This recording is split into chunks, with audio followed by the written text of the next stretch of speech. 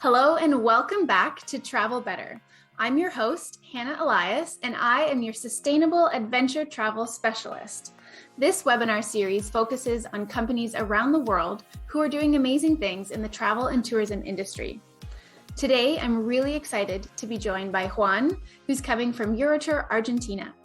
Thank you so much for being here, Juan. I really appreciate you joining me. Thank you, Hannah. Hello, everybody. Hello from Argentina. This is Juan. Hola, hablamos español here in Argentina, and I'm here live from Buenos Aires. Oh, that's amazing. And yeah, we should do it in Spanish sometime. Maybe not today. I'll have to work on my Spanish. So the first thing I want to ask is, how did Eurotur get started? I know that you're in many countries, but yeah, tell me a bit more about that. Well, Eurotur started a long time ago. Eurotur is a 67-year company. We are one of the leading DMC based here in South America and Argentina. Our head office is in Buenos Aires. And we started 67 years ago as an outgoing department company who started selling Europe, and that's why the name Eurotur. And we always keep the name and we never change it. But then in the other years, we grow more as an incoming company here in Argentina, and we cover not only Argentina, but Chile, Uruguay, Brazil, and surrounding countries of Argentina. And so today we have around 40 employees. So we have our head office, as I was mentioning, in Buenos Aires, and we have offices in Patagonia, in Calafate and in Ushuaia. Before the pandemic started, we opened in Salta, but that office is not an office anymore. It's only a person looking after our passengers there. Yeah, well, the pandemic was definitely difficult for many reasons, but I'm excited to learn more about all of your amazing trips here in Argentina. So maybe tell me a bit more about the different areas of Argentina and when the best time to travel there is. Yeah, this is a huge country, a large country that has to be visited with time. That's the distance that we have in all the Argentina. You need to consider giving 10 to 15 days at least for visiting different areas of Argentina. A lot of our passengers come and visit Buenos Aires with Patagonia. Patagonia could be visited from November to March. It's the best time. Argentina in general is all year round, but depends where you're planning to go. Like Buenos Aires and Iguazu are all year round. Salta is better to avoid January and February because of the rainy season. Mendoza, if you want to visit, could be all year round, but in winter, in our June, July, August, remember we are opposite to the Northern Hemisphere. So here in South America, Mendoza, if you go in July and August, you get some snow in the mountains. All the Andean range here from north to south, we get some snow in the winter time. So remember to come, depending if you are planning to do outdoor activities, better to come from November to March. This is also the cruise season for Antarctica. Yeah, all the cruises going to doing the circumnavigations around South America and also going to Antarctica are going from November to March. Mm-hmm. Yeah, that's really good to know. I love that Argentina is so diverse. Like you can travel throughout the year, and every region you go will be different. So that's such a cool. That I don't know. I love Argentina for that reason. Correct. Yeah, it's all kind of climates, a lot of diversity and variety. This is a topic that I always mention. Because in the same itinerary, you can go and be in a glacier here in the southern end of Patagonia, in the jungle here in subtropical climate in Iguazu Falls, or you can go to the deserts up in Salta area. You can drink some beautiful wine. So it's a lot of climates and diversity in the same itinerary. So it's a lot of contrast that you get in the same program, but you need to consider some of this distance that I was mentioning. Mm-hmm. Yeah, definitely. Okay, so you talked a bit about itineraries. Let's get into some of your amazing itineraries and activities. Yeah, Argentina, as we have been talking, it has a lot of cultural history. We focus a lot of nature and landscapes. This is something very important today with the COVID. A lot of people are looking to disconnect and to get more involved with the nature. you can go to the falls, you can go to the Andean range, you can go to glaciers, to salt lakes. You can see a lot of fauna and wildlife if you go to different areas of Argentina. So it's a lot to discover in the same country. Gastronomy, wines, getting involved with the people. The people here are amazing. Why not taking a tango lesson if you're in Buenos Aires? Have you tried that, Hannah? I tried tango, yes. Wow. I can't say I'm very good at it, but excellent. That's something that we take our passengers to do a tango lesson, and they can also go to a milonga. If they are in Buenos Aires, this is the disco where the people go to dance. The local Argentinian, the porteño. Here, people from Buenos Aires are called porteños, and they go to these discos that is called the milonga. I'm a very bad dancer, I would say.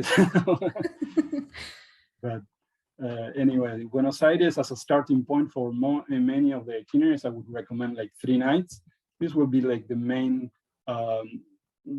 attractions, the things that you have to do when you come to visit Buenos Aires.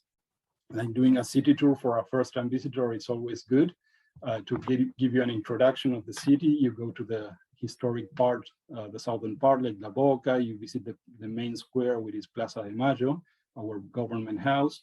Here where we also get all the demonstrations for the happy and bad demonstrations for when they want to demonstrate for anything public, because it's a government house. So try not to send your passengers when there's a demonstration here. So Plaza de Mayo, this is the pink house, the famous Don't Cry For Me, Argentina, where Evita was doing the song here from one of these balconies. The 9th of July Avenue, the Puerto Madero. It's an old port that has been recycled, full of stick houses. Remember, Buenos Aires is full of stick houses. It's a lot of leather and beautiful beef parrillas or stick houses. We call it parrillas. But also we get a lot of Italian food. I mean, many things. In Buenos Aires, it's so cosmopolitan and so diverse that you can get food from different parts of the world. One of the things that we visit a lot is the cemetery to get the famous Evita Perón is buried here. So we visit the cemetery, and also visiting the Colón Theater, one of the best acoustics in the world. It's a very European city. It's called, well, some people call it the Paris of South America. Right. And you can visit the inside of the theater, which is the Colón Theater, which is amazing. Or go to El Ateneo bookstore, which is also an old theater that now is a bookstore that is amazing to visit. There are many neighborhoods in Buenos Aires, like going to Recoleta, Casa Rosada, the Microcentro, Puerto Madero that I was mentioning. You can go to Palermo, the Bohemian neighborhood. It's a lot to discover and to walk. People need to walk a lot. That's something that we are promoting more. We are promoting a lot of walking tours instead of being on a vehicle. Try to concentrate on a walking tour in the southern city of the historic part, or doing a walking tour in Recoleta. Talking about sustainability, this is something very important. Try to focus more on walking tours or bike tours, or try to see the city from a different perspective. Yeah, definitely. Do you for all of the tours that you have, like walking tours, biking tours, do you use local guides for the most part? Yes, always we use local guides, and they try to also give an extra visit. For example, if we are visiting the southern part, we also visit the tunnels of Buenos Aires, the San Juan de Granados, which are the tunnels there to get more involved with the historic part. If you are in Recoleta, also we visit the cemetery. So there are little things that we include when we do the walking tours. Cool, that's awesome. Then going out of the city, I would always recommend to go to Tigre or to an estancia. This one, Tigre, is the delta. So we go by land, we take a boat to navigate through the delta on these kind of wooden boats. It's very typical. This in summertime is full of yacht clubs. It's our recreational area from the Porteño, for people who lives in Buenos Aires and want to escape out of the city. So this is the delta of Buenos Aires. Yeah, if you are if you want to get one more stamp on your passport, you can cross to the other side, to Uruguay, and get to visit Colonia as a day trip, or spend the night in Montevideo or go to Punta del Este. Those are other options that we can offer into Uruguay. Colonia and Sacramento, this is the visit of the full day visit to Colonia. And then in Buenos Aires, it's a day trip to go to an estancia, a ranch. We call it the Fiesta Gaucha, or ranch that we visit. It's different activities. We can go to a private estancia and spend overnight in some of these estancias to get more in contact with the cultural side and get involved with the gaucho culture. The gaucho is the cowboy of South America. Yeah, that's cool. It's very good. And some of the estancias are more traditional. Some of them offer polo lessons, swimming pools, tennis, depending which estancia you go. And then coming back to the city, the night activities, as I was mentioning, tango lessons. Every passenger coming to Buenos Aires must do a dinner and tango show. There are several tango houses, like 10 of them or more, that you can enjoy a beautiful dinner program with sit, have dinner, and then enjoy a traditional tango show. There are very good quality ones. Most of them include transportation, wine. So it's a very good program to run for any passenger coming for the first time. It's an amazing visit. But talking about gastronomy, as I was mentioning, Argentine experience, going to a beef steakhouse, our passions, tango, the soccer, of course, we are very proud of our soccer. Just mention Independiente, that's my team, not Boca nor River. That's also the polo, horseback riding, or tango lesson, and gastronomy, as I was mentioning, empanadas, alfajores, beef, sticks, and mate. I'm not sure if you are familiar with our mate. This is our national drink. We put hot water, green leaves, and it's like a tea, hot tea. I've seen people drinking this, but I've never tried it myself. It's amazing. Yeah, well, some people find it a bit bitter. And something that the pandemic changed is we used to share a lot the mate in a table with the same straw. Now with the pandemic, we have to stop that tradition. So it's an individual mate for each people now. It's we can't share it any longer. I guess that makes sense. But yeah, it makes sense. It's too bad that it's kind of disrupted that cultural element of the mate. Correct. It was a very traditional thing to sit on a table and share the mate, but it's a more less contagious, let's say. Yeah, I get that. Then going to Iguazu, one of my favorite places in Argentina. As I mentioned, Buenos Aires and Iguazu all year round. Remember that in Buenos Aires we have two airports, so any passenger coming from Canada or United States or from Europe, they land in Ezeiza, the international airport.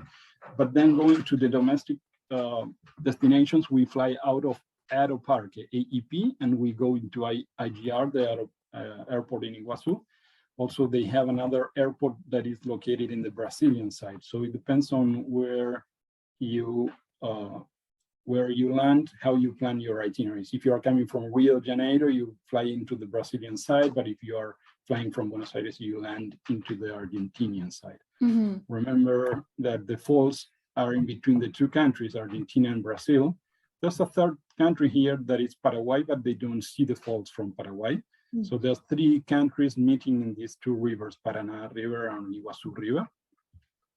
And the falls are located in between Argentina and Brazil. The main difference is that the Brazilians get a panoramic view of the falls, and in Argentina you are more in contact with the falls. Yeah, you can see that this map shows the lower circuit, upper circuit. There's a train that takes you from the visitor center to the Devil Station. Here's the Devil's Throw, it is the main attraction.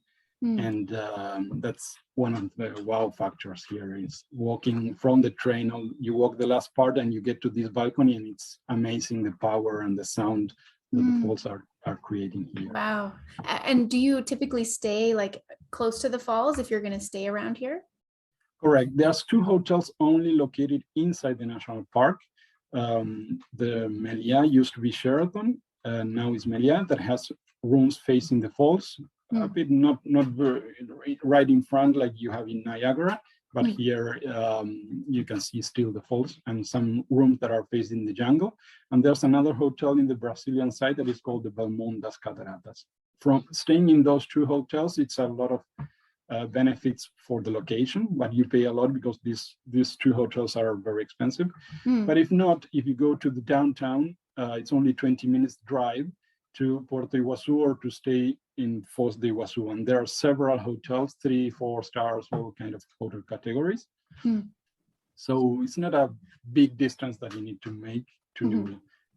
And what passengers are doing is that they stay all day walking around the national park, that at night they go to bed. And so they're so excited about being walking all day that I mean, it's good to start the day with the view, but if not, if you don't have passengers with a good budget, you can stay in town, which is not a bad thing. Oh wow! Here's an aerial picture from the Devil's Throat. This is the balcony that you get from the Argentinian side. The Brazilian is this side, and this is the closest that they get. So this is the picture from the balcony at the Devil's Throat. Garganta del Diablo, the upper trail.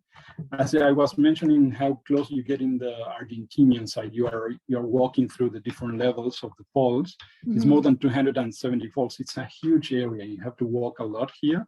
And in the different levels, you see the water on a different perspective. Yeah, this is from the lower circuit, the Bossetti Fall. Well, there's, as I mentioned, 250 falls. So it's another activity I always recommend is a great adventure. You put on a Zodiac boat and they put you right under the falls. You get all wet. Whoa. Kind of fun. Yeah, that looks awesome. It is. And even if you buy the rain poncho, it doesn't help that much. There's no point. You're getting wet. Yes, there's going to be a lot of, but it's a subtropical climate here, so it's fun to get wet. I always recommend to give some time to, if you're having a flight, to change their clothes. And the full moon, this is amazing. Also that's the only 5 days at night that they open the national park. In the Argentinian side, they do a visit at night, and this is something incredible.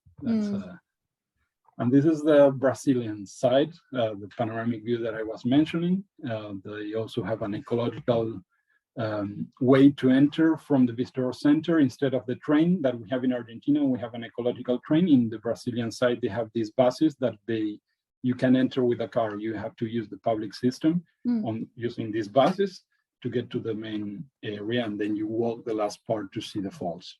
Cool. This is all the views that you get. Helicopter ride only in the Brazilian side. In Argentina, we stopped this a long time ago because because of sustainability. The birds in the national park were running out because of the noise, and we stopped doing the helicopter in Argentinian side. So only in the Brazilian side they are doing that, and up to a certain limit of altitude. Yeah, that makes sense. There's a bird park also in the Brazilian side that you can visit. And in Argentina, if you want to get more involved with the cultural side or the historic part, there's a Jesuitic ruins that you can make a full day trip to the southern part of the province of Misiones. Also some Aboriginal communities visit. There are different things that you can do in the jungle park. Cool. Now, talking about one of my favorite places, Salta. Salta, it's all the desert part. South Lakes, here is the distance. It's about 2-hour flight. Also the same to Iguazu, similar time, almost 2 hours to fly to Iguazu or to Salta from Buenos Aires. And there's also a flight that connects Salta to Iguazu, also for around 2 hours without coming via Buenos Aires. This is very important because in the past, most of the flights came via Buenos Aires. So now we have this good connection without coming via Buenos Aires. So this area need to give some time because if you stay overnight in Salta, you need to do very long day trips, like 10 hours or 12 hours driving all the way up and north and south. So I always recommend to spend the night in the little towns like in Cachi, spend the night in Cafayate, spend the night in Purmamarca, in Tilcara. They are beautiful little towns to connect and to understand more the area. So you better give some time to the itineraries, especially if you want to focus more on sustainability, slow tourism, give some more time in the area. Yeah, let's to get more in contact with the people, the cultural side. Here, the cultural side is very important. The Puna, the Cojas are the communities that live in the mountains. They come from the Andean communities. The Incas, they are another. And also, well, if you are the first part, you arrive into Salta. You can do a walking tour also here in Salta. You can visit the cathedral. Here is a beautiful museum that you can visit. It is the MAM, where it has some mummies from the Incas also. Wow. They found it in a volcano, and they only show you one at a time because they are conserved on a special fridge. And it's very impressive, but it's very interesting to see this museum. It's very in the center of Salta city. Local gastronomy. This is our second wine area. I will talk about our main wine area, which is Mendoza, but here is our second wine area, which is in Salta. It's south of Salta. Cafayate is the wine area for the north. In Argentina, it's the most important is the Malbec. Well, I will mention that in Mendoza when I cover Mendoza. Sounds good. But as I was mentioning, staying the night in Cachi instead of doing long day trips from Salta, it's much better. You get in contact with the people. You see these kind of landscapes. Wow. Like visiting the Cuesta de Obispo, San Rafael Chapel. Well, there are National Park Dos Cardones. There are several things that you can do, and in a slower pace itinerary, and stay overnight in Cachi and in Molinos, and getting more in contact with the people here, the community, visiting the towns. You have also using the restaurants, the local people restaurants. So that's very important. That's how to support the community here in this area, to stay overnight in the towns, to use their restaurants, to buy their handicraft or those little things to help them survive, because they depend on tourism. Most of these people here live out of tourism. Would you say that Salta is one of the less touristy areas of Argentina? It doesn't have big developments. That's correct. It don't have any huge hotels in the little towns. There are only boutique, smaller hotels. So it's probably one of the less developed places. And the cultural side that you see here, it's on the communities that you see here are totally different from the rest of the country. So yeah, it's very, but you need to give time to understand all this. So an itinerary here would be minimum 5 to 7 days to absorb all these ideas of the local people, how they live, how this kind of ponchos that they create, or handicraft. As you see, the colors on the scenic routes are amazing, but also the cultural side that you see in the places while we visit in Humahuaca. These are the typical Cojas who lives in the mountain. They walk a lot. Sometimes you see in the middle of the desert, you see people walking like in the nowhere, going to very remote areas. But also the colors that you see here are amazing. The Humahuaca board. It looks like a painting. It is. It's the wine also. It's very good. The food also is incredible. All the Andean connection from that you see here. And also the fauna, little fauna that you see, the vicuñas of the llamas. But it's deserts, it's colors. Also, in one day you can be in the desert, in the jungle. There's a little jungle of when you get back from Salta to Jujuy that you can see, and it's incredible because the contrast that you see being in the desert, in the high mountain. You only need to consider the altitude. Some people get sick if you are going like here in the train to the clouds. We are talking about 4,000 meters, which is more than 10,000 feet. Right. So it's a lot. Some people get sick, but this is the famous train to the clouds. Wow. That now it's only operating a short ride from San Antonio de los Pobres in and out, and coming back to San Antonio Los Cobres. In the past, used to go from Salta as a day trip all the way to this bridge. Is the last point, and then they return to Salta. Now they are only doing the short part. Right.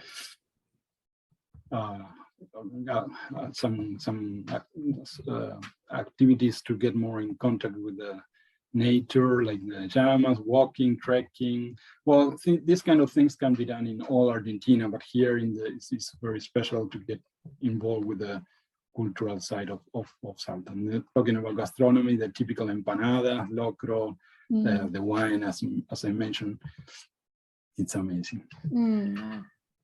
Now we move to the wine area. Yeah, we fly 2 hours almost, and we get into Mendoza. For the main reason we go here is to see the Malbec wine area, but also, as you can see in the city, we are very close to the Andean range and to the highest mountain that we have in Argentina, which is the Aconcagua Hill. So it's not only wine. Of course, a lot of the programs and tours move around wine areas. These are the different wine areas that we have in Mendoza, Maipú, Luján, and Valle de Uco. There are several wineries, more than 1,500 wineries in the area. So there's a lot of combinations you can do. Some of them offer lunch. Some others is just the visit of the winery. Some others you can stay overnight in the winery. Some very good high-end hotels have been growing. Some have been doing creating very good properties in Valle de Uco or in Luján de Cuyo. Well, there are different areas and combinations that we can make around wine, depending the level of the people what they are looking for. But it's incredible the combinations that you can make in the and it's not only wine, also olive oil. So the economic the economy of the Mendoza works a lot around these 2 or 3 things: minery, wine. Tourism, of course, is very important, and olive oils also. It's. I just been there last week, and I did this experience of doing the harvest because this is the harvest time, and it was amazing. It's I saw all the people, all the workers doing the work here, and it was something very incredible because they run to because they are paid by caps, I don't know what's the name of. So they have to run a lot to be fast and to get more production, more harvest. Wow. So it's the Valle de Uco is one of the areas that has been growing because of the altitude that they are producing wine here. It's amazing. It's much better wine than in the rest of the areas. So these wines are getting very popular around the world. In cooking lesson. Well, you can do a lot: bike tours, horseback riding, and this is the area that I mentioned that you can go to the high mountain and get in contact with the mountain in the Aconcagua Hill, do some soft adventure things, rafting, horseback riding, a lot of outdoor activities. Now we go down to Patagonia, and the last part that we will visit today, El Calafate. This is one of the longest flights. This is 3 hours and a half flight to get to Calafate. The longest is 4 hours to Ushuaia.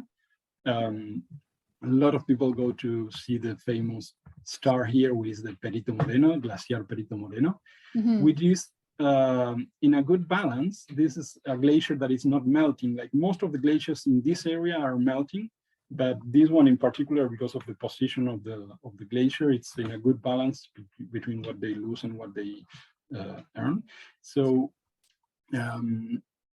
this is a good excuse to visit El Calafate and hurry, because a lot of the glaciers around the world are melting. Right. And the access that you see here in Perito Moreno, it's amazing. It's the access from Calafate is 1 hour drive, and you get to this national park. You get this kind of view from the glacier, and all the time there are falling pieces of ice making a huge cracking noise. It's amazing to walk around the walking path.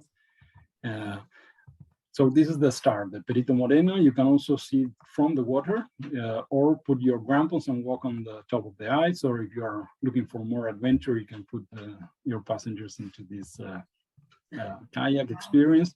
or take a navigation to see other glaciers. These other glaciers are melting, like the Uppsala has lost more than 5 kilometers of ice, or Spegacini. Or you visit a lot of other glaciers when you take this navigation. So, or also you can go to an estancia, that is the Estancia Cristina, that is amazing, one of the best views up from here. We use these kind of vehicles, and you have this view of the Uppsala Glacier from the top of the mountain, which is incredible.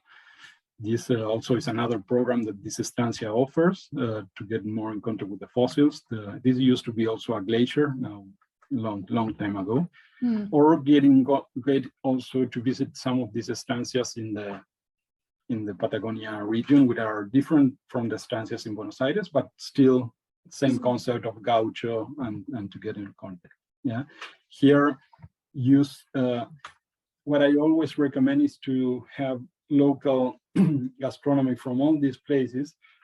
Something that I have been looking a lot in some of the properties that we use is the zero kilometer. I'm not sure if you're familiar, Hannah, that is using local food instead of if you're in Iguazu, don't eat a king crab from Ushuaia. Like use local products from there to support more instead of having this distance of bringing the food from all over the world. Try to use local food. So in Patagonia, there's a lot of lamb. In Iguazu, there's local fish. In Ushuaia, well, there's a lot of variety of food around Argentina. In Patagonia, the lamb barbecue is quite strong. Another area is El Chaltén, going to trekking area. This is also amazing. Going very close from El Calafate, you can go to this trekking area to see some. This is only 3 hours driving from El Calafate. So picking one only flight, it's very important to avoid flights around Argentina, and that's a challenge that we have. We are trying to support more slow tourism and try to have less flights and stay longer in one destination. This area could be a good example because you fly into Calafate and you can go to El Chaltén, you can cross the border into Chile and go to Torres del Paine. And that's something that that's a challenge for us because in Argentina you need to fly to many places, and there are some places that you can do longer itineraries inland without doing the flights, but we still have to connect by plane to many places. Just for you to consider, by land going from Buenos Aires to Iguazu will be like 24 hours. It's very long. Oh, wow. So we still need to use planes, but I know that this is something that it will take time, but I think that in the pandemic things, people will be looking more to do overland programs from, I don't know, from Calafate and discover more certain areas, going to these new national parks. They are creating new national parks here. There's a company called Rewilding, which is the Conservation Land Trust that has been creating national parks here. They used to have one here that is in the Ibera marshlands. Ibera, it's an area that is for bird watchers. Okay. It's the marshlands, and it's amazing for nature, people who want to connect more with the wildlife here. It's capybaras, caimans, it's more than 350 species of birds. And you can combine this with Iguazu. Yeah, it's an amazing area for bird watchers. So it's a lot to see in one country. Patagonia, yes. Buenos Aires, Iguazu, the marshlands, Salta with the deserts, Mendoza with the wine, Bariloche, the Lake District. It's a lot to discover in one country. What else? Well, that was quite the overview. I'm sure we can have you back and we can get more specific into the different regions, and that would be really cool. But yeah, Argentina has so much to discover, so I love that. Correct. Yeah. And one thing that we have been doing in the pandemic is working for this sustainability project, and we have been using the agenda from the United Nations. They have 17 goals. That is the SDG, sustainability project that is has some of them are very huge ideas that we can't control, zero hunger, or I don't know, some of them are very big. But from our perspective, we can do certain things like this slow tourism, or reduce the single plastic use, or work with local communities, promote a circular economy. I mean, this 0 kilometer food production, instead of bringing from all over a very long distance, use local products, and understand the local problematic of create conscience for the passengers. So there's a lot of things to do in our Eurotur. We have been doing, we have stopped doing the printed paperwork for all the documents. All our vouchers now are digital. The same with the welcome letter. There were a lot of paper things that we provided to the passenger that we moved into digital. So that's helping the walking tours. So there are a lot of little things that we are doing. Here are some examples of different itineraries. For example, this UN project has different targets. So if you are looking for more, well, they focus in different things, not only nature or conserve the landscapes, but also cultural heritage. Like this one goes to a program that is visiting the tango experience to get more in contact with that part, or the nature heritage. This one is focusing on this El Pedral and Bahía Bustamante Lodge, which is an amazing property for sustainability. They are doing a great project. What else? Well, there are different steps and different targets that this UN nation is focusing. So there are programs that are connecting with nature, or others that are more focused on the community-based tourism. Right. This one is we are using a program visiting the Salta area, which is amazing for community projects. So I don't know if we forgot anything. It's short time. That was quite the large amount of information, but I love it. And I love all the photos that you shared too. I really want to go now to Argentina. So yes, thank you so much.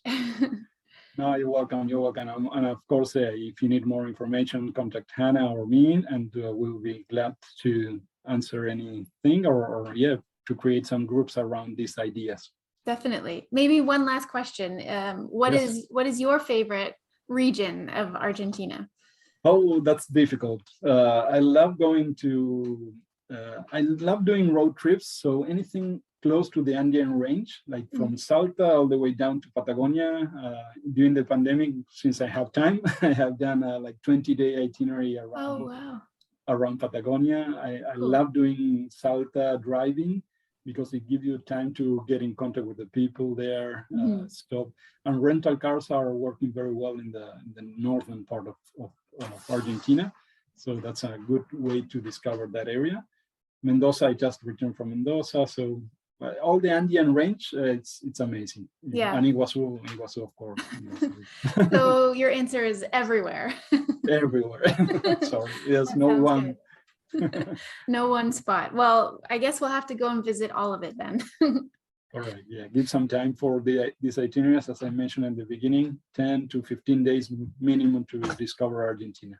Yeah, awesome. Well, I would love to have you back, and we can get some more details about all of the different regions. But thank you so much for being here today, Juan, and I look forward to chatting with you again soon. Thank you, Hannah. Thanks for giving me this opportunity. Thank you so much for joining me on this episode of Travel Better with Juan from Eurotur, Argentina. Argentina is such a beautifully diverse country, and I can't wait for you to explore all of its regions and discover all of its incredible destinations. If you want to learn more about Argentina or about Eurotur, check out the links below. And make sure you follow Eurotur on social media. I'll catch you at the next episode of Travel Better. Thanks for joining.